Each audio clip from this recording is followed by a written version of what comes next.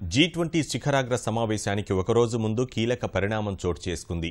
ఎప్పటినుంచో పెండింగ్లో ఉన్న ఓ ఒప్పందంపై చైనా, అమెరికా సంతకాలు చేశాయి. వాతావరణ ఉద్గారాలు తగ్గించే ప్యారిస్లో చేసుకున్న ఒప్పందానికి జిన్పింగ్, ఒబామా అంగీకరించారు.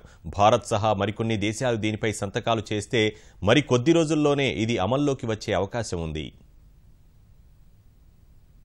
వాతావరణ మార్పులు, భూతాపాన్ని తగ్గించేందుకు ప్యారిస్లో గతేడాది జరిగిన కాప్ సదస్సులో కీలక తీర్మానాలు చేశారు. పారిశ్రామిక విప్లవానికి ముందు స్థాయి కంటే 2 డిగ్రీల సెంటీగ్రేడ్కు మించి ఉష్ణోగ్రత పెరగకుండా కట్టడి చేయాలని నిర్ణయం తీసుకున్నారు. ఏప్రిల్ 22న ఐక్యరాజ్యసమితి సాక్షిగా 196 దేశాలు ఈ ప్యారిస్ ఒప్పందంపై సంతకాలు చేశాయి. ఎక్కువ కర్బన ఉద్గారాలు విడుదల చేస్తున్న 55 దేశాల సమ్మతితోనే ఈ ఒప్పందం అమల్లోకి వస్తుంది.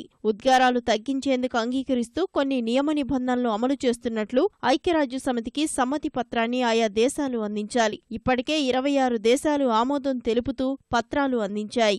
ప్రపంచంలోనే 40% కర్బన ఉద్గారాలు విడుదల చేస్తున్న అమెరికా, చైనా మాత్రం దీన్ని అంగీకరించేందుకు ఇన్నాళ్లు ముందుకు రాలేదు. ఇప్పుడు ఆ 2 దేశాలు కూడా ప్యారిస్ ఒప్పందాన్ని అంగీకరిస్తూ ఐక్యరాజ్యసమితికి సంబంధిత పత్రాలు అందజేశాయి.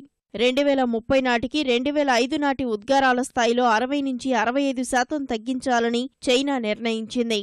2050 నాటికి 2005 స్థాయి ఉద్గారాల్లో 28% తగ్గించేందుకు అంగీకరించింది అమెరికా. ఇంత కీలక ఒప్పందం దిశగా అడుగులేసిన అమెరికా అధ్యక్షుడికి ఇది ఆఖరి G20 సదస్సు కావడం విశేషం. కాప్ 21 ఒప్పందంపై భారత్ సుముఖంగానే ఉన్నా ఈ ఏడాది అమలు చేసే పరిస్థితి లేదని తేల్చి చెప్పింది.